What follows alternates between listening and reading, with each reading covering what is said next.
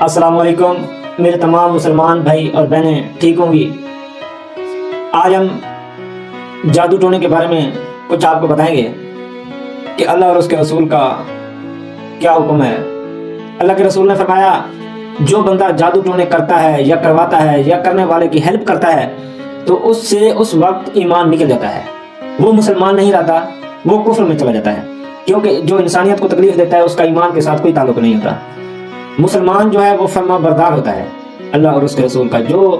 ایسے کام کرتا ہے اللہ اور اس کے رسول کے خلاف کرتا ہے وہ ایمان سے نکل جاتا ہے۔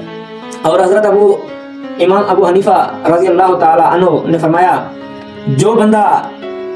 جادو ٹونے کرتا ہے یا کرواتا ہے یا کرنے والے کی ہیلپ کرتا ہے اس کو قیام موت تک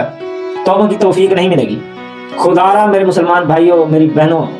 میری ماؤں، خدا کے لیے اس مصیبت سے بچیں، اس